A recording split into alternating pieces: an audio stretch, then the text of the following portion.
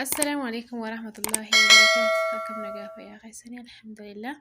الرأس مو برنوتا أجايبة تكوسيني في كبديتين وفي ما اللي جتشوف كسن أولو هدوء أن نجمة جيسي سني سكر نجمة تاني أبتين كبجتشونا أكاتا نما بالبلا كوس بالبلا غيساني سيف اتيورة تهجرو ofii teessaniif lakkoofsa namaa kan seef gootanii akkasuma lakkoofsa nama biratti seef hin tahini isinillee seef hin godhini haala itti addaan baastanii beekuu dandeessani jechuudha. Mee osoo karaa barnoota keenyaa achiin dabarree warri haaree dhuftan sabskiraayib laayik sheer godhaa warri immoo dura maatii keenya taatanii jirtan laayik sheer godhuu hin dagatinaa viidiyoo hamma xumuraa daawwadhaa wanni isiniif hin galin yoo jiraatte na gaafadhaa. Jalqaba mee namni aappii teelegiraamaa jawwaala ofiitirraa hin qabne hin jiru. Kanaafi akkaataan itti beekuu dandeessan aappii isin jawwaala keessarraa qabdaniini beekuu dandeessan jechuudha. Aappii fakkeenyaaf teelegiraamaa aappiin ani isinitti agarsiisuu deemu aappuma isinii namni hedduun ni qabdan gaa yoo warri hin qabaanne jiraattaniis akka gabbuufattanii aappiin kun isa kana jechuudha. Viidiyoo giraam ja'a. Teelegiraamiinis kunoo kana kaniin amma isinitti agarsiisu. Viidiyoo giraamii fi teelegiraamiin kun tokkuma jechuudha. Wanni as keessatti baratama teelegiraama keessatti baratama asitti baratama jechuudha. Kanaaf imma tokkotti yoo fayyadamtanii viidiyoo giraamii kanatti yoo fayyadamtanii hedduu bareedaadha. Viidiyoon giraamii kun teelegiraamii illee ni caala jechuudha. Maaliin caala waan hedduudhaan caala.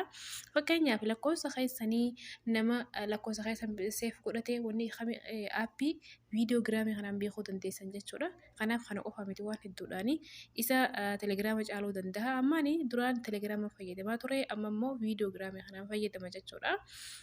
Kanaaf amma ani viidiyoo giraamii kana eegaan banadhee isa kana keessatti lakkoofsa tokko ofiitiyyaaf achis keessa barreessee hin beeku akkuma lakkoofsa kiyyattee galchee bananii teelegiraamarraa waan hin qabu guutuun ifuma seetiif as keessa jira jechuudha. Isa kanaafi inni kun tokkuma jechuudha. Kanaafi isa kana viidiyoo giraamii kana gabbuufatta warri hin qabne jechuudha. Warri immoo duraan itti fayyadamaa jirtan ni beektan jechuudha. Kanaaf mee warri hin qabnee fi haalatti gabbuufattan pilaastara irratti dhooyina jalqaba. Pilaastara irratti eega dhooyine. Eega kanatti nuu banamee mataa kana gubbaa dhufnee bakka sarchii jedhu kanarratti viidiyoo giraam jennee barreessina jechuudha. Qubee afaan Oromootiin takka takkaanatti baasee isiniif makka isiniif galuutti jechuudha. Viidiyoo giraam osoo hin taane viidiyoo giraam. Viidiyoo giraam yoo gootan taate isinii dhufuu dhabuufaan mala jechuudha. Kanaafi qubee vaa gootanii viidiyoo giraam. Vaa, i, daa, oo gootan jechuudha. I ittiin dabaltan. Oo, vaa, i, daa, oo. Viidiyoo giraam teelegiraam jenna tokkuma. Viidiyoo giraam jenna. Giraam jenneeti itti barreeffanna jechuudha. Eegas immoo kunoo fakkiin isaa kunoo kana nuu dhufee jira. Waan inni duraan gabbuufadhee jiru kunoo qaxeetuma dhufee jira. Ammoo isinii asirratti bika kunoo sarchi mallattoo sarchii kanarratti dhooyitaniiti saniin booda kunoo isa kana jechuudha. Fakkii isaa kana eega aappii hunda keessatti deemtanii gisee inni tartiibaan galuutti kanatti gadda isiniif fidaa isiniif fidee aappii fakkii kunoo isa kana isa suuraan mul'attu kanarratti dhooyitan jechuudha. Kana gabbuufattanii eega gabbuufattan gaanii gabbuufatteetiin jira waan ta'eef hayyama gisee durarratti dhooyitanii yoo hayyama isin gaafate allahu gisee isinitti fidee allahu irra dhooyitan jechuudha.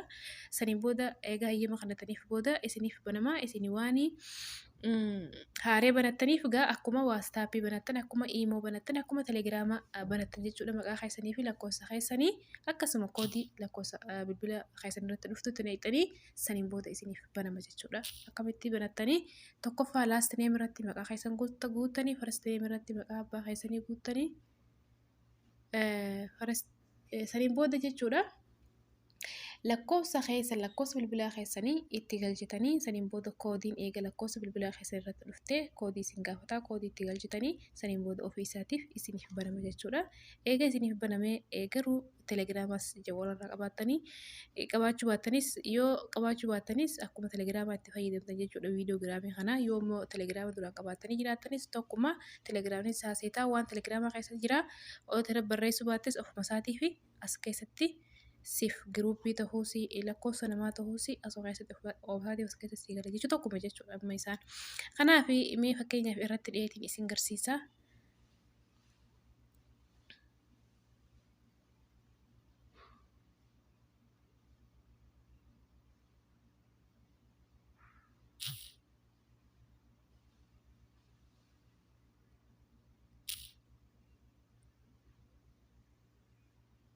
Daataa kiyyaa faadhaa dafee hin banamne.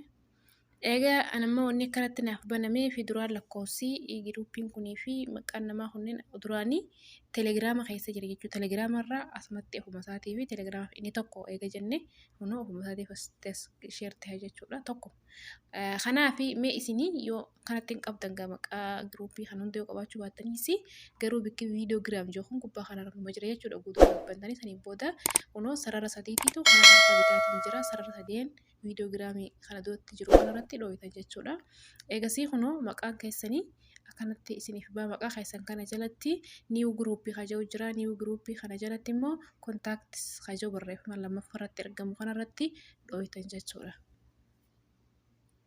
Eega barreeffama kanarratti dhooytanii kunoo lakkoofsi isinii as jawwaa bilbila irraa qabdan guutuun asitti isiniif dhufa.